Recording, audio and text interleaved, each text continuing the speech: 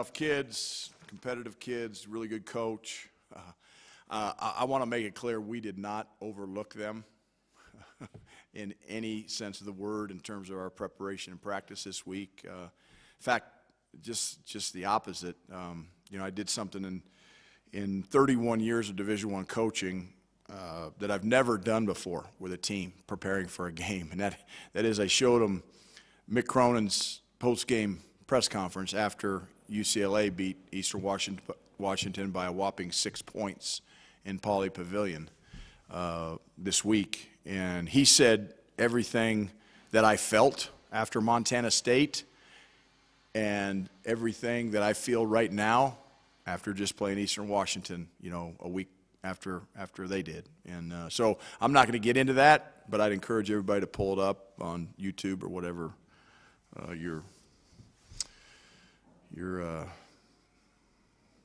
and watch it, because it's spot on. Anyway, next questions. Tad, obviously the defense once again, they shot about 60%. Yeah. Obviously the other night, both halves, Montana shoots 50%. How do you go about getting that corrected? Well, we have to have more pride, and our guys have to feel about it the way I feel about it, and our coaching staff feels. But now we got some really good coaches on this staff, and really good offensive coaches. Now, defensive blame on this too. So our players aren't guarding, but they're not guarding because we're not making them guard. And that's lifting.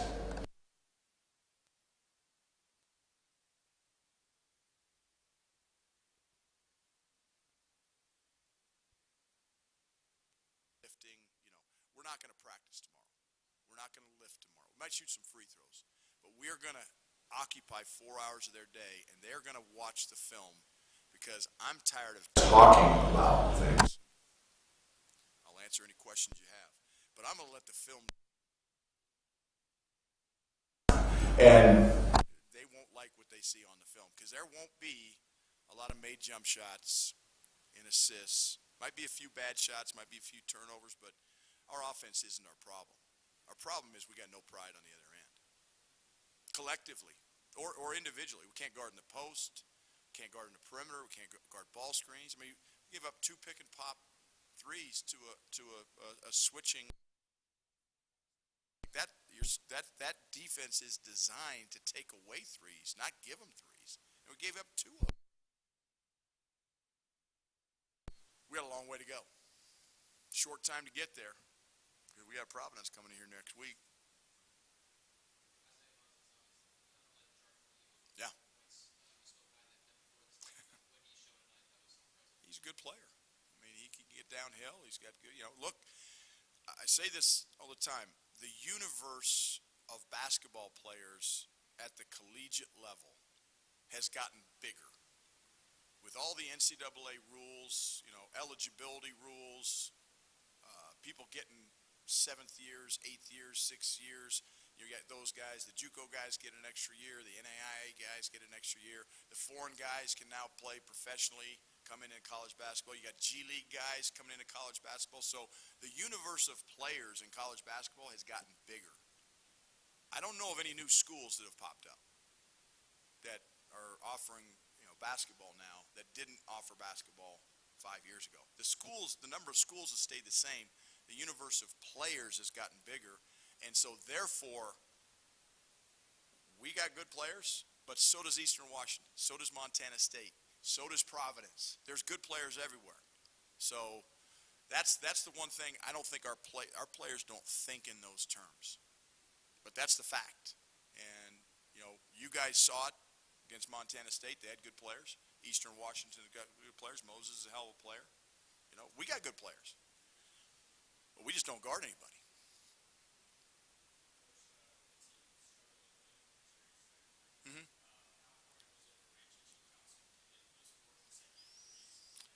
Yeah, look, Sebi and Isaiah they're good shooters. We want those guys taking open shots, and we want them to the free throw line. They want to get to the free throw line. So, again, I don't have a lot of issues with our offense right now. I do think our shot selection at times was maybe not as good as it could have been.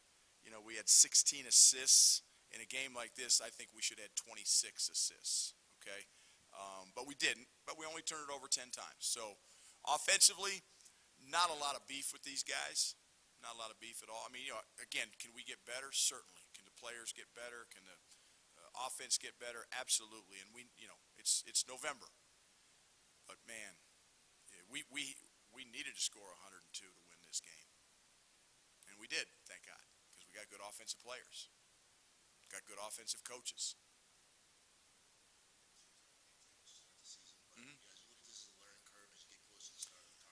Yeah, it's funny, I told our I'm sure I'll get beat up for it, and that's fine. I really don't care. You know, we're up 8 in the first half, and they score 10 straight points and take the lead. And I think everybody's waiting for me to call timeout. I'm like, I'm not bailing these guys out with a timeout. You guys figure it out. You figure it out. Like, I'm not bailing you out with a timeout. And by the way, I needed every one of those timeouts down the stretch because we got a young team who a lot of guys have never been in this position. So I feel like I have to save these timeouts right now with this young team. And look, we knew there's growing pains. I'd much rather learn from a win than a loss. But I told our team this week, and I'll say it right now, maybe it will take a loss to wake these dudes up. I don't want that to happen. You guys don't want that to happen. Our players don't want that to happen. Our fans don't want that to happen. But maybe that's what it will take. Maybe then they'd wake up. Because right now they ain't listening to me. That's for damn sure. They're going to listen to me tomorrow because I'll have them in a film room, and they'll be nowhere to go, nowhere to hide.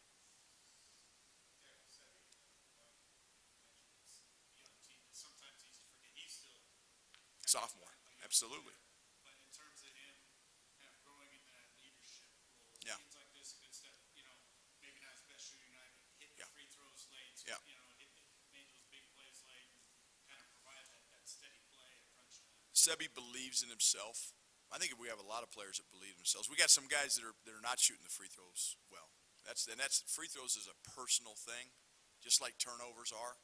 You know, sometimes a turnover, you know, might be two guys involved. You know, I make a good pass and you don't catch it, and turnovers on me. So you know, sometimes but free throws, that ball goes in or it doesn't go in. That's on you. That's on your preparation in the off season. That's on your practice. That's on your confidence. I don't have a drawer in my desk upstairs with confidence pills. Okay, the confidence has to come from within, and Sebi's got it. Isaiah's got it, and those guys getting fouled is usually good for us. But we can't rely on that. We can't. We're just relying on making shots and scoring 102 points to win, and we can't. We just can't do that. But no, I thought Sebi's growing up. You know, Elijah Malone, unequivocally, the last week and a half, 2 weeks, has become our leader. Now, do I want Sebi to be a leader? Yeah. Do I want BD to be a leader? Yeah. Do I want Barrington to be a leader? Yeah. The freshmen are freshmen. They're still trying to figure it out. But those four guys I look at as our leadership group, but Elijah Malone his voice is heard. He's organizing things off the court. He's doing what a leader does. And by the way, he's our only senior, so I'm really proud of him. Really proud. Yeah. Well, the beautiful thing about that three-pointer is, number one, he didn't hesitate. And number two, Elijah Malone, we practice at 7:30 in the morning. Every day, not every other day, not every third day, not every fifth day, every day, he's here at 6 a.m. I walk out on the floor. If I'm early, he's out there. If I'm a little late, he's out. He's got a sweat going. He's got a lather going before practice even starts. He's worked on his three ball all summer long, all fall long. So when you see a kid like that didn't have that in his game last year, and now he has that in that game, and he gets that shot, and he doesn't hesitate, and he knocks it down, it is the best feeling in the world as a coach. Because I didn't do it. Elijah did it with his work and his confidence, and we saw that with Evan Batty, Evan's senior year. So I was really, really proud of that. It was a big three at a big time. It was a hell of a pass. I don't worry about us offensively. He had his debut today. What did you see from him? Yeah, Alone, look, first game, you know, didn't want to put him in a situation. We went with BD down the stretch just from the experience factor. But Alone is going to big part of this team. He's going to be a big part of us winning games this year. We're going to need him, his physical presence. You know, the foul trouble on Felix Casares really hurt us on the perimeter tonight because he's our best perimeter defender, not even close. And so he only plays, you know, a handful of minutes.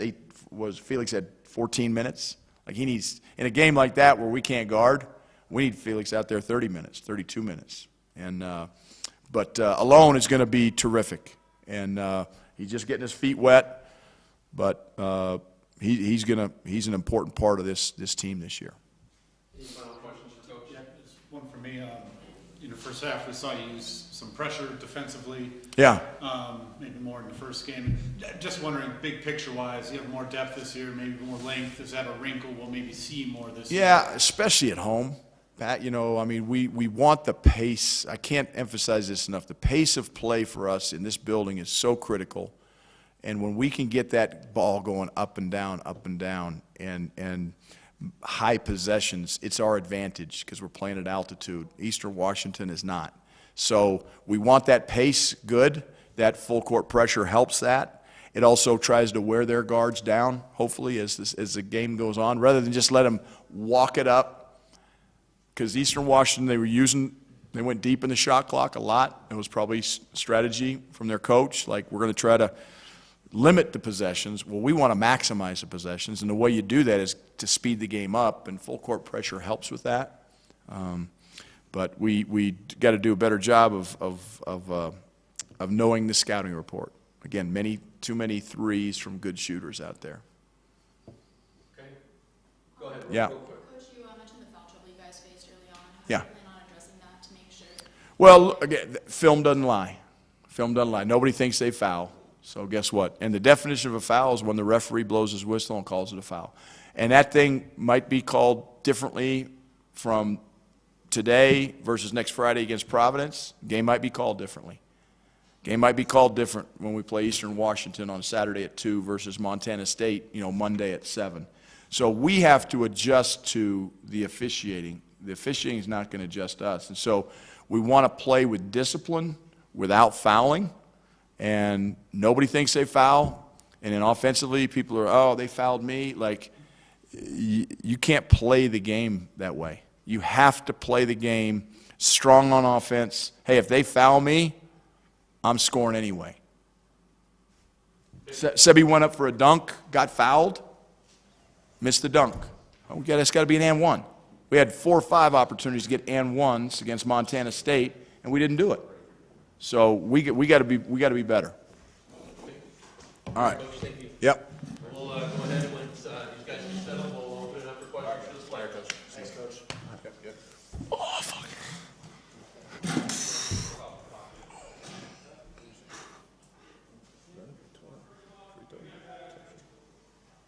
24-4-4. Defense. I got more read. Defense. 12 turnovers. We only had 10. It's terrible. 10 turnovers.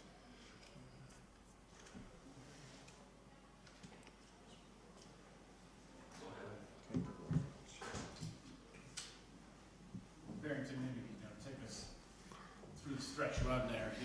Obviously the defense probably isn't where you guys want it to be, but what were you guys able to do? Kind of especially in that overtime period to hold these guys off. Definitely, we kept our poise.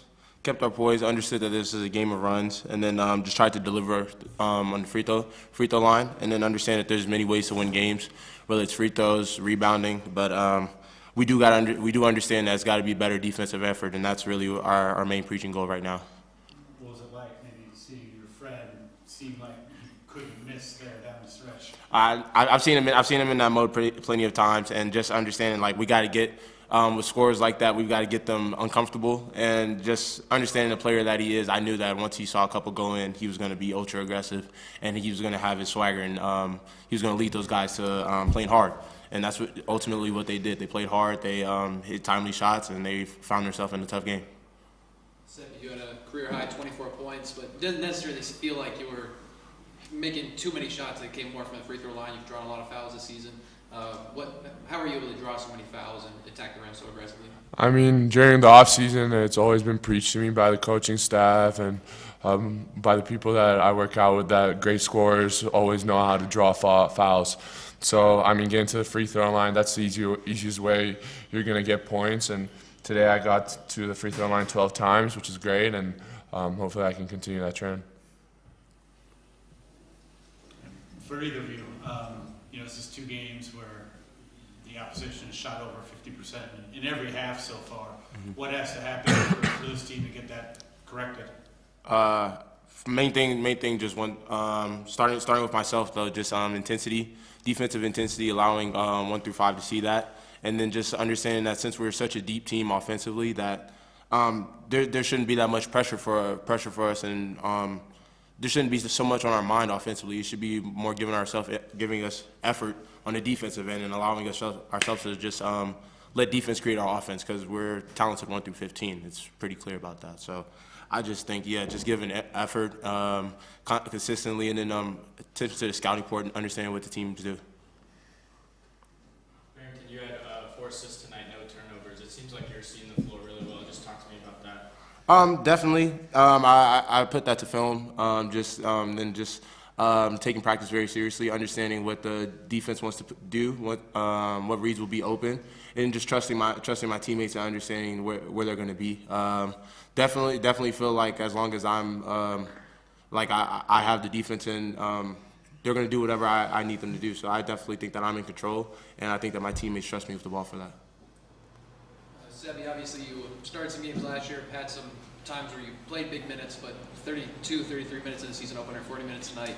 What's it like, taking on this role, especially when you're dealing with the ankle injury?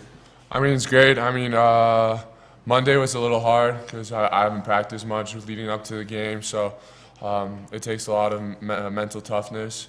And but the coaches support me amazingly, and they trust me, which I'm extremely grateful for. And but yeah, I've been feeling pretty good with my ankle this week. I've been able to ramp it up a little more in practice, and I feel pretty good playing those 40 minutes. For Barrington, when I asked you about the freshman, you said Isaiah and Alone were the 2 guys that stood out to you. What was it like to have Alone on the floor for his official collegiate debut? I mean, it was huge. You look at his stat line, 15 minutes, 4 for 5, very efficient. Didn't shoot that well from the free throw line, but he in that brief time he just showed a little bit of everything that he can do. We trust him. We trust him on the 3-point line, and then we also trust him defensively to take care of switches, put us in versatile situations, and then also just his physicality is going to come up time and time again. So just glad to see him on the floor after that ankle twist, and he's going to continue to make an impact. Sebi, you're still kind of a young player yourself. You're being asked to kind of take on more of a leadership role. This year, is a game like this, kind of a good step in that direction? Maybe didn't have your best shooting night, but still at crunch time, making big plays, stepping up to the line and hitting big free throws. Yeah, I mean, I don't really look at myself as a young player, but at the end of the day, it all starts in practice. I got to be better in practice, and 1 through 15, we all got to be better in practice. That's where leadership and trust within each other is built, and then once we get to the floor, it should be easy. So yeah, I mean, I'm grateful for the position I'm in, and but we got to get better. Anything else for the players? Okay, thanks guys. Appreciate you.